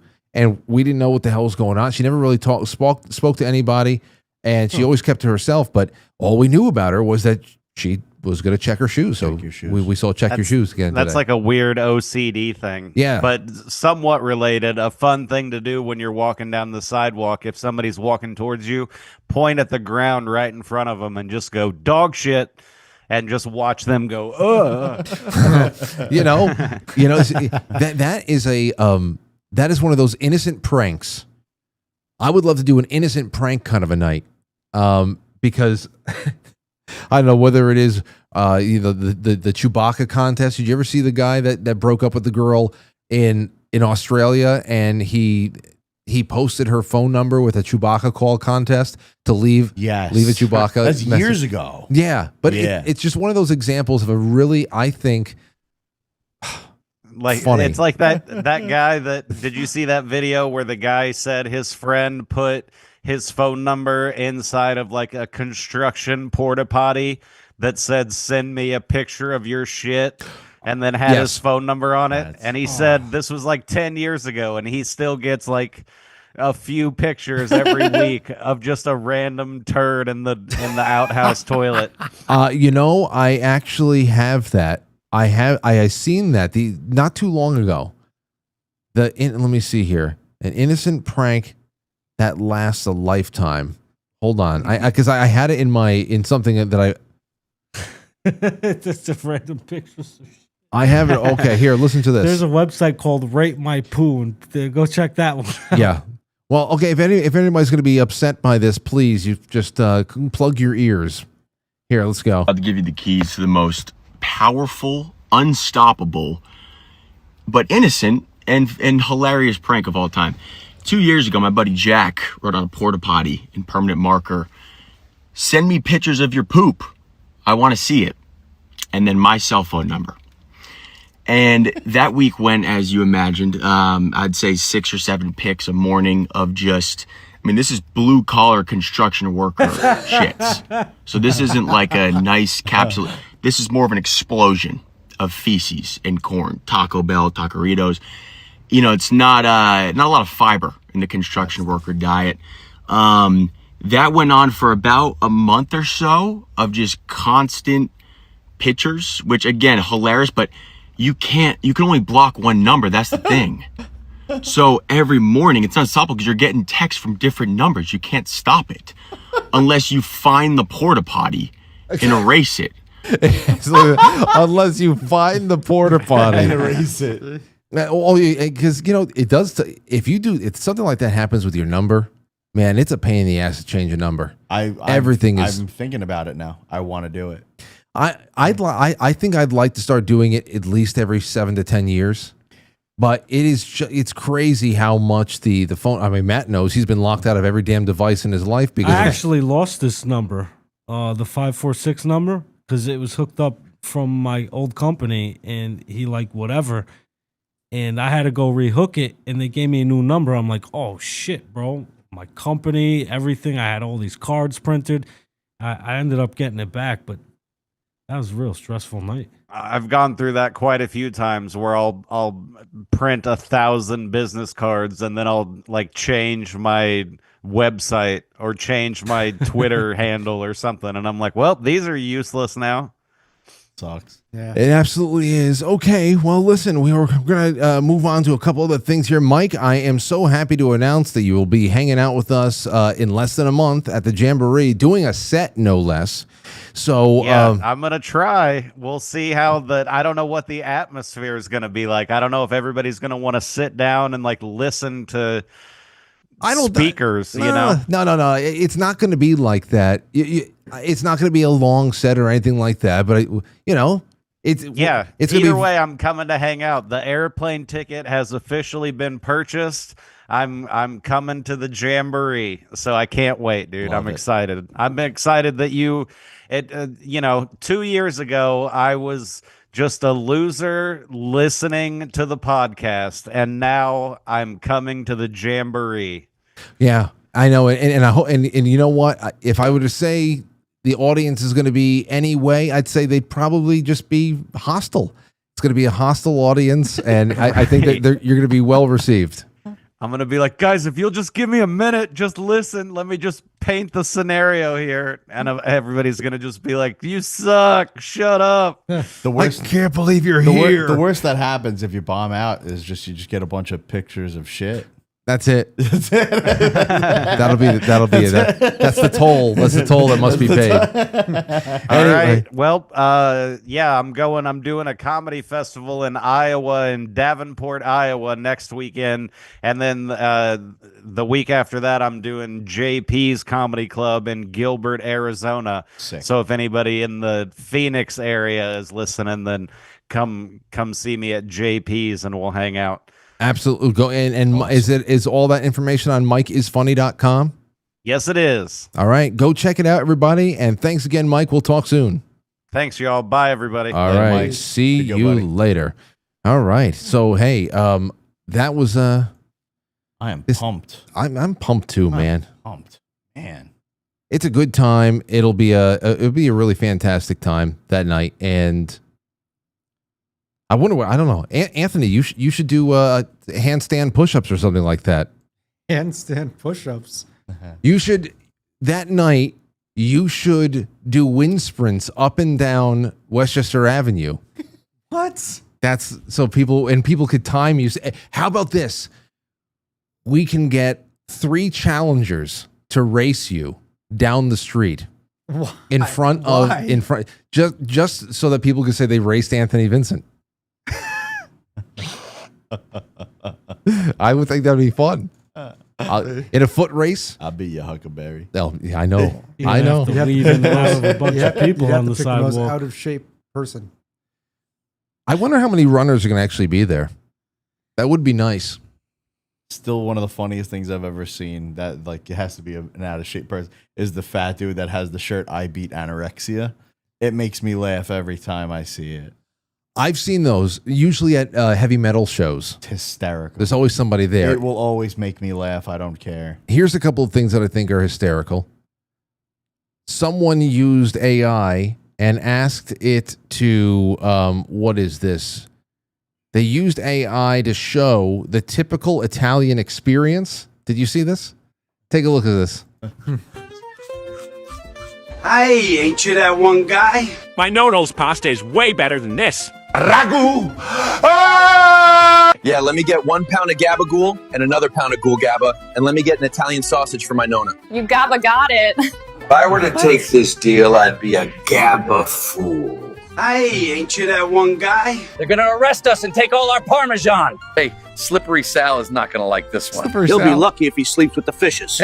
Hey, ain't you that one guy? You'll never make pasta like my mama's pasta. My mama has the best pasta. Bada bing cannoli ravioli parmigiana. Where is my gabagool? Do you know where you are?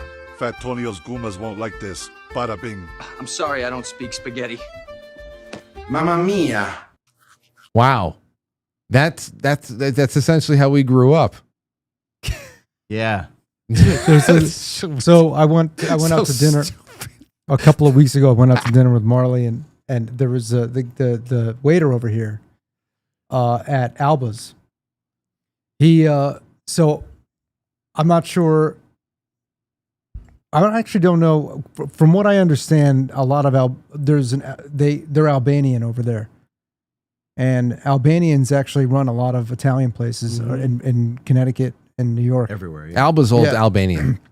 So, but he was speaking in this heavy accent and he was talking about the specials. And I'm telling you, I've never heard somebody roll their R's to the length that this guy rolled his R's. He said Bronzino. He was like, we have Bronzino. He was like, holy shit. Took us for a ride. Like exactly, that was the length. Bronzino. He must know that gets people excited, and they want halfway through that word. I'm looking at my watch. Bronzino. It is. Yeah, no. Let me see here. The Bronzino. Oh. Speaking of, Sal, I know you saw this because you're in the comments with me, and I showed this to Anthony last weekend as well. But this guy. Bocelli, New York, Chef Stefano. Oh, yeah, I think I sent that. Brings us down memory lane as he recreates, what is this? Yes. Zabaglione? Like his mother made him. Whatever the hell it is, I've never seen it before until now, and I need to have it. Yes. Look at the way that he spikes his coffee. So sick. With an egg yolk. The egg yolk. The 2 egg yolks, sugar. Sugar and Marsala wine. And he whisks it for like 5 minutes. This dude. That looks amazing. It looks absolutely amazing. Some of the comments. Here's the comment I love the most. We were raised on this. You always knew who the Italian kids were in my classroom. We had rosy cheeks from the Marsala wine, and we were wired on coffee. We were wide awake. Top that off with walking 2 kilometers to school and 3 feet of snow. We were raring to go. Man, I got to try that maybe this weekend. I have a lot of wine, but I don't think I have Marsala wine. I want to do it exactly as he put forth there. It's, you know what, but it's just like stories like that. It's just, he's just a regular guy. And I'm sure somewhere in his mind, it's like it happened yesterday. And it's just that connection. I think I left a comment on it. Like I followed the guy just because of that story. And yeah, me too. It's powerful. But you see, Sal, would you guys, this is what I'm talking about. I want to start reaching out to places like this. Yeah. And I want to start going to places like this and getting those stories on tape myself. Yeah. I'm more interested in that and goofing around than anything else right now. I feel like the soul is calling for something light and human and a little bit more eternal. Like when I watch him mixing up that coffee, I feel like right now, for the length of this video, I can never die. You know, it's almost like you're living in the background artwork of like Lady and the Tramp or something. Yeah. You ever look at the background or artwork of like the 40s and 50s Disney films? Like you're gonna live in the woods over there in a Bambi film. It looks like you're impervious to any danger, unless of course you're Bambi's mom. You said something before that. You said something before that was pretty profound. You were like this anticipation will be replaced with memories and stuff like that. Like, if you can kind of capture certain moments on film or in a picture, and you know, you could look back on it 50 years from now or tell a story about it, and it's just beautiful. Yeah, I mean, think about the months leading up to the birth of your son. It's very emotional. And I remember about 2 weeks before Aurora was born, I was finishing up this show and I was driving to the diner. I was going to pick myself up an omelet or something at night. I was still eating at night. Wow, what a barbarian I was. And I remember as I was just doing it, I know exactly where I was. I was doing a 3-point turn at this particular gas station. And I was saying to myself, I'm going to soak up this moment right now. Yep. And look back to this moment right now. I've done this a couple of times in my life. Once in 7th grade in the middle of my class, I remember I put my head down on top of my hands and I kind of like shielded my face from light. And I said, okay, when I lift my head up, I'm going to be from the future, amazed that I'm back here in 7th grade and looking around and seeing everybody around me for, you know, young again and all in the same class. I did, and I left an imprint so profound. Like I remember those. I do those moments all throughout life. And this one particular time, I said, okay, I'm stamping this moment right here, because I knew, honestly, at that point, once you're a week and a half out, the baby can come at any time. Anytime, yeah. So I said, I have to remember, and of course, it's impossible to do that now, what it's like to not know what Aurora's face looks like. You know? Yeah. I've already been living with her inside of Lauren for the last 9 months at that point, talking to her, and she's hearing us talk, all that stuff. She's been present, but there's a veil between her and us. And I remember just like soaking that up of not knowing what she looked like, because once she's here, all of that anticipation is replaced with a memory that my mom used to tell me and Anthony whenever we would watch old family videos, or if every once in a while she would pop in a wedding video so we can look at all the family giving speeches at the reception and stuff. And she would tell us back in the 90s, you know, I expect you guys to be running down the aisle at any moment now. It's like, I feel like there was never a time when you weren't around. And I always thought that was mom loves us, and I understood what she was saying, but you don't really understood. Yeah, you know, it's the same thing. Yeah. So yeah, that's whether it be an event, which I think is pretty momentous, and anything else, that anticipation and replacing it. What are you doing? Are you replacing it with something nice? Nothing marks a date like the birth of your child, but it's I kind of had a moment like that where I got into my work truck to drive home, and Alexa was very pregnant. She was probably about 3 or 4 days before the baby she gave birth, and he was born on March 30th. So it was around my birthday's the 22nd, and it was like we just got done celebrating my birthday or whatever, and we were having a rough couple of days. She was not feeling good. Everything was kind of messed up. We just got done moving. It was just a wild couple of weeks and months. And I just remember saying to myself, like, as tough as everything is in the middle of a move and unpacking crap and dealing with a pregnant woman, and I'm never going to get this time again. And I'm so looking forward to even meeting him and wondering what he looks like. And then he's born, and you know, and and now I look back and I'm like, I can recollect a little bit, but I don't know what life would be like.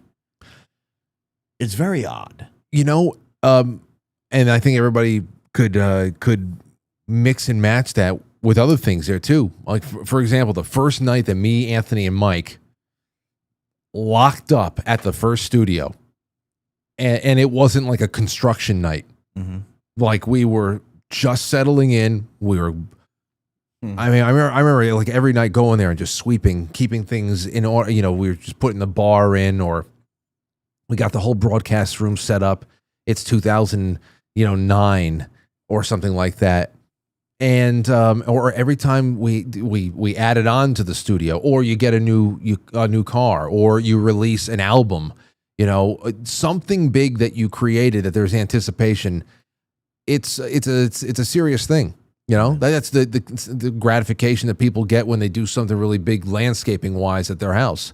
They create something, you know, in their wood shop or whatever. It's that's really what we're here for. You put a little bit more order out of chaos, and of course the creation of life is definitely part of that, because that's the next generation. That's it. Let's get to some super chats. Jared says, whatever happened to King's ass judging contest? Are you saving it for the Jamboree? I don't think it was an ass. Oh, he's going? He's going? Yeah, he's gonna be there. Oh, he's gonna love seeing you guys again. He'll probably be upset that Koss is in there, though. He has like an affinity for Koss. He loves Koss more than all of us for some reason. I don't know. And then let's see here. Jay Britt says, what a panel. I could sit and listen to this shit all night. Matt, do you ever do enough shrooms to conjure your inner catness? I'm not a cat. Well, we know that you've hinted at being a cat. I've never hinted at being a cat. Well, no, I've never done that many shrooms. AK just tagged me and she said, hey, we had angry white bum at Drexel University. And was that Pennsylvania, right? I think so. Angry white bum. Wow. That was like what Magpie was in Portchester. You don't know Magpie? I don't remember. No, I don't remember. Maybe they're related. He was very mysterious. Maybe it's the same guy. No, Magpie's a chick. Oh. There's this black lady that I didn't start it. Mike's uncle did. And we Magpie. She'd be like, hey, motherfucker. She'd start cursing, and then she would disappear. She'd be walking down Main Street. We'd do Magpie. She would disappear. We would drive back and forth. Nothing. Then, boom, she would like reappear. And Magpie. Dude, this chick started carrying water jugs to throw at us and stuff like that. Oh, yeah. Speaking of water,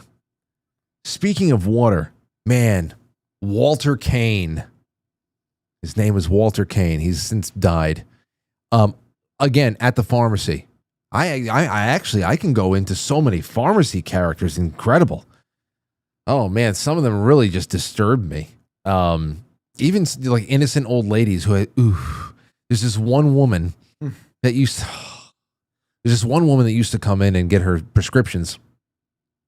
And I'd be there, and I'd be, you know, ringing her up. I try to get her out of there as fast as possible. And when I put the HIPAA form in front of her so she can sign it, I try to stay away from everything. You know why?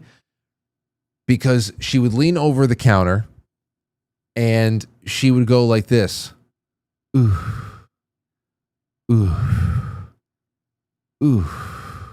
If she talked to you, she was fine. Then when she stopped talking, she'd go, ooh. How bad was her breath? I don't know. I never smelled the breath, but you can feel it because she was exhaling and blowing. And like the way too many times that I put the HIPAA sheet in front of her and I felt the breath just crawl up my arm. I was like, what the fuck is wrong with you? I said that to myself, of course. But Walter Kane, this guy came into the pharmacy. It was like probably the first week I worked there. Went there. My buddy KJ got me a job there. We started getting all of our friends jobs there. And the first week I'm there, I'm standing up by the front, and this squirrely little guy comes in.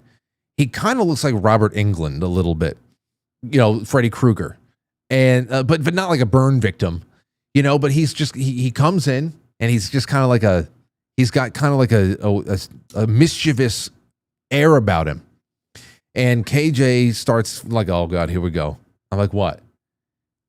This guy comes up and he's like, hey, what's going on, Kevin? To KJ, what's going on, Kevin?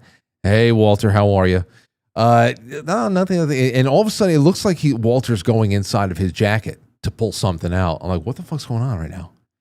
And KJ, you can see KJ's getting a little bit more tense. Like, what is he going to do? How is he going to deal with this? And Walter takes out this little tiny squirt gun. And he starts shooting KJ, and KJ's like, stop, Walter, stop. And KJ runs to the back, and Walter's like pursuing him throughout the aisles, and he's giving him a squirt. And the first time I saw Walter Kane, I was actually a little disturbed. I was like, how off is this guy?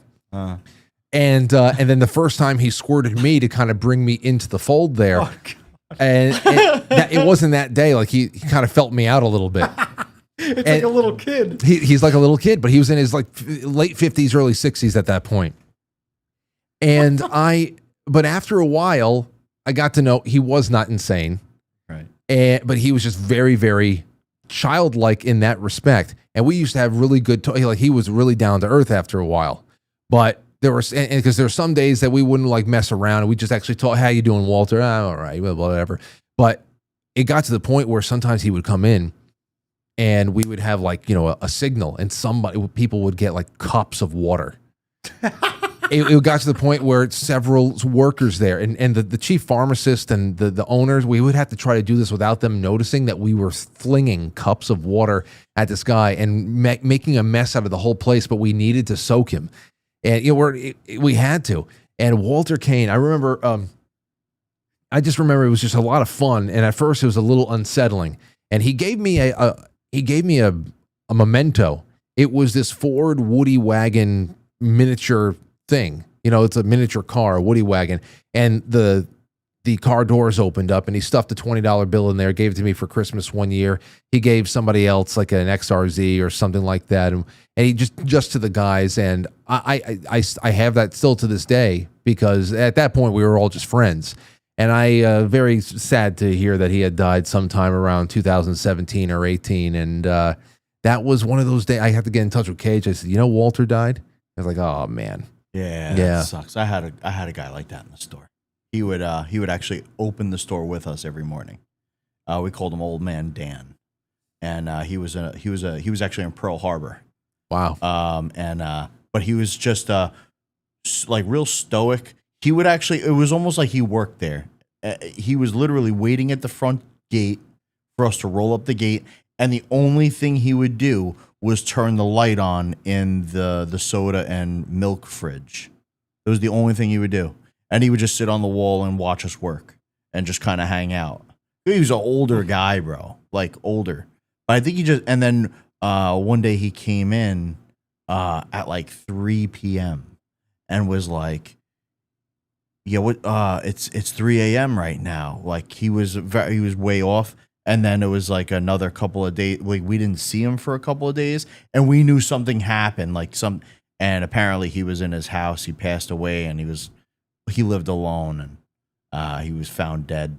And it was sad. But Old Man Dan, rest in peace. He was a great dude, man of few words. But when you got to know him, he had great stories. I had a really cool guy that would come. He was not. It was Korean War. Yeah. And he was a pilot in the Korean War. He was telling me something about this particular plane, this foldable wing plane that they had in the aircraft carriers out there. He said I don't know what model it was, but he was talking about how, among the men in the service, they were known as like flying coffins, because many times just to store them on the aircraft carriers, they would be folded in and locked, and then locked back in fixed position when they were going to go out there and run sorties and all that stuff. And sometimes the wings would just unlock and collapse. Like the P-47? That's a Mustang. That was the P-51. P-51 Mustang with the P-47? I'm trying to think which one it was. No, I don't know what it was, but he would give me those stories, and also hand-to-hand combat stories down there. Yeah. And so I always collected whatever time I could spend talking to people. That was something I liked doing, no doubt. And my grandfather was there. He was in the Korean War. You know what it is, and I'm finding it's happening less and less, especially in this town right now. And obviously because the men are growing older and dying. Mm-hmm. But I could have every morning there was places that you could go and just sit around and listen to well-established circles of old men holding court and talking about everything. It could just be domestic matters. It could be their time overseas, whatever it was. Yeah. And I mean, down where our elementary school was, there used to be this morning spot called the Carousel. Remember that, Anthony? Damn, holy shit. We used to eat breakfast at the Carousel. You know, at one time, Anthony and I took a little bit of a venture across town. We walked all the way to the other side of town to meet up with our friends. It was a summer morning. We said, let's go to the Carousel and eat breakfast together. Me and Anthony went there. I must have been like 12. He had to have been about 10. And we walked to the Carousel, and some older cousins were there. And we didn't know it until they paid for our tab and introduced themselves to us and all that. That's a laundromat now. All the delis just had little congregations of old men doing their thing, and little by little the numbers would thin out. And I just don't see it happening anymore. It's not even just like they're gone and that's sad. That's life. The culture's gone. Where are the new old guys? Where are those congregations of old dudes now? I don't see it building up. Well, maybe it is. As I always thought, like butcher shops, bakeries, those were places that are open early. We could write books. Yeah. Could you think about how early old people start waking up? Yeah. Like it's just, I don't know what it is. Everybody. So there was a guy growing when I was a kid, like 5-6 years old, but I was kind of always floating around my dad's store, and there was an old man that worked for my father. He was a World War II vet, and he was the most like Golden Glove boxer. He played like semi-pro baseball. This dude like lived like 10 different lives, but I'll never forget. Like he was at the end. He was in his late 70s, early. I mean, he was like still mobile, but not mobile enough. And he would cut his hand like every week, like cutting up beef. And his thing was he would put his hand in his mouth and lick it, like lick the blood and like suck the blood out and just keep working. And my dad's like, no, you got to stop. Go clean your hand off, wrap it up, put a glove on. And I'll never forget one day, Jim, who's still with us, Jim grew up in the store too. He started working for my dad when he was 13. And he's like family. And one day, Jim is in his 20s, and this dude's like, hey, Jim, you name the day if you want to go rob a bank. I'll go with you. I'll shoot it out with the cops. I'll let you get away. He's like, I got nothing left. Like, it was like he was just like old school. He was like a badass dude. Like, but that's like Clint. That's Clint Eastwood. Yeah, like when I tell you, Frank, I swear to you, that's exactly what he was like Clint Eastwood and what is that? Gran Torino. Gran Torino. He wanted to go out in glory. And he wanted to go out in glory. He's like, all my friends are dead. They've been dead for 50 years. And then he always had a letter opener pointing up in his pocket, and my brother was a baby.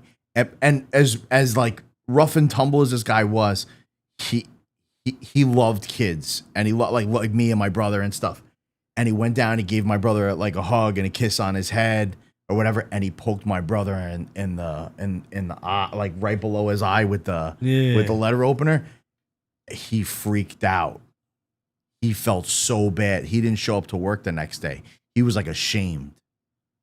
Did he stop bringing the letter carrier after that? No, hell no. No. That dude always had something on him. Matt, it's this is what I'm talking about. These are a couple of people in the chat room said you guys are the old men now sitting around the tail. Man, take that back.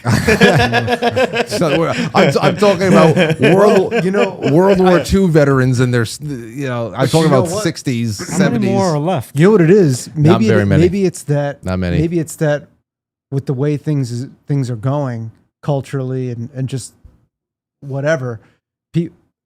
There are just groups of dudes who are becoming old men, like mentally, not necessarily like physically and mentally, like what we're talking about, but we're like old men without being physically old yet. You know what I mean? Yeah. We don't have the wisdom.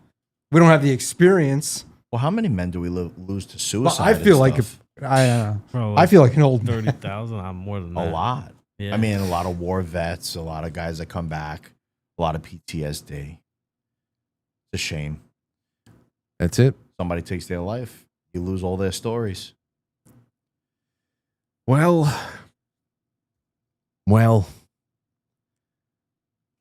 I don't know, man. It's kind of melancholy. Probably like 12,000 World War II vets left, bro. I don't know how many there, if anybody's keeping count or whatever, but we're talking about mid to late 90s now. The youngest or mid 90s? Oh, I don't. Well, Tony Black served in Korea. Was he Korea? I think he was Korea. Yeah, he's 41 to 45. I think that no, 41 to 45 is World War II. Right, that's what I'm saying. And you had to be at least 18 years old. Well, a lot of guys went at like 16, 17. I think Tony Black is 95 now as of June. Yeah, all right. And he was Korea. 66,143. Who's keeping track of that? 66,000? It could be more, it could be less, to be honest. Less than 1% of the 16.4 who served. This is, I don't know who this is.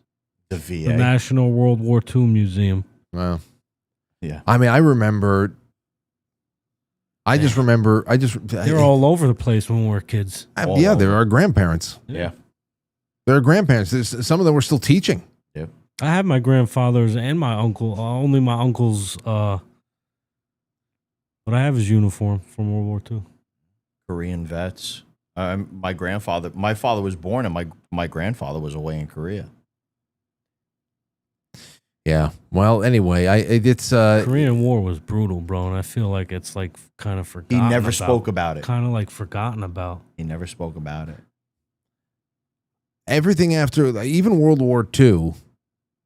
Even World War II, obviously, is being relitigated right now by people. Mm-hmm. When you're out there and you're fighting, there's valor. Obviously, you can find valor on all sides of a conflict. But World War II is getting relitigated. But everything after World War II is no doubt horseshit. I mean, Korea, again, lives lost, awful. Mm-hmm. But that's, again, it's not a declared war. It's a UN pushed conflict. Then of course we got Vietnam, and then we have all the covert wars and stuff like that. And so it's a little bit harder to get as teary-eyed about things as we do about the pride we had in what our grandparents did in World War II. It's a lot more teary-eyed. I mean, Vietnam, I mean, that's not a forgotten war at all, but it carries a lot of negative baggage. And it's, I don't know, it hasn't gotten better. And like you said, Sal, it's just leaving a lot of destroyed lives in its wake, because there's, I don't know. I know a lot of people that go and serve because they love the country, and then they just realize that's not the reason why they're being sent someplace. And sad. I know. And the stories, and of course the stories change then when people come back home. I just hope that we see people. The real thing is, it's not that there are not 60 and 70-year-old men out there anymore who aren't free for breakfast. You know, the real point here, and we know that generations change hands and people come and go, and that's going to be the way of all flesh. It always has been. But I hope that people get together again. That's it. I hope that those old council of dudes find each other at the carousels, wherever the hell they are, and having their egg sandwiches and their coffee, and that would be good, because it seemed like it served everybody well when it was popular. But I just don't see it around here anymore. I'd like to have a nice hot peppers and egg sandwich. I haven't had that in a while. Yeah. Italian hot peppers and eggs. I don't know why I just thought about, well, because you said egg sandwiches. So, well, anyway, everybody, that's it for the 9 o'clock. That's it for tonight. I will be on this time tomorrow at 9 o'clock with my cousin Sherry and Dave. We'll be talking about overly cringe classic music videos. So that will be on pilled.net, quitefrankly.tv. That's where it will be. And if all goes well, perhaps we will premiere it on Sunday. There's what we got there. And oh wait, hold on. Let me make sure I get everybody in the chat room. Miss Day Dawn on Rumble says, Frank, is it cool if I don't follow the Jamboree dress code? I had already bought a new dress just for the event. What, the dress is fine. Oh, I know I said business casual, whatever. People are gonna be dressed nice. That'd be great. I'd love to see people in dresses. I can't wait. Jay Haywood says Mrs. Robinson from The Graduate was the original MILF with Dustin Hoffman and Anne Bancroft in 1967. That's true. Yes. It was groundbreaking. But of course, MILF as a term, that was American also, Pie. And to add to that, these kinds of movies like American Pie, all this, it was maybe like a decade later when Superbad came out. Yeah. And Fuck My Life. That was the first time, and you didn't think anything of it. It was the guy in the convenience store that says, "Fuck my life."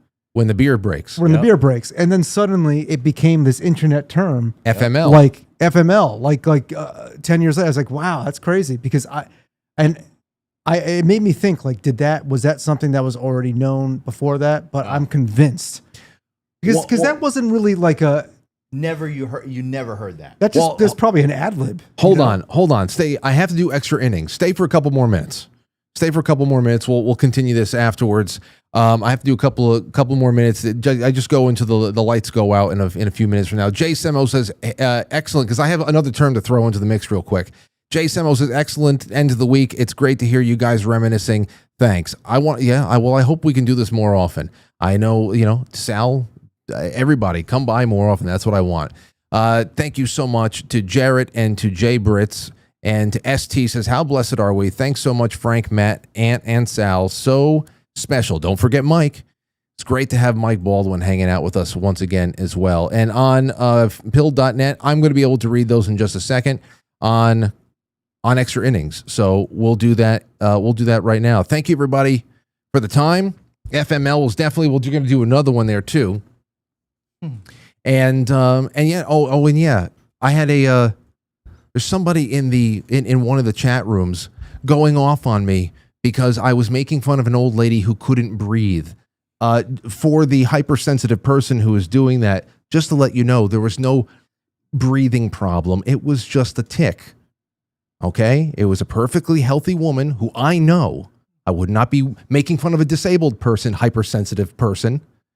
And it was just a tick that, I don't know, I don't think you would be very comfortable being breathed on in that kind of a concentrated whirlwind kind of a way. So it was just something I remembered. An otherwise very healthy woman, and very pleasant as well. I just did not like having the breath tornado on my hands. Just something to think about, digest a little bit, though you don't care because now you're on a righteous kick. All right, everybody. We will be back on Monday in full strength. But right now, extra innings, and I'll see you guys on Saturday. Good night. I'll catch you on the flip side.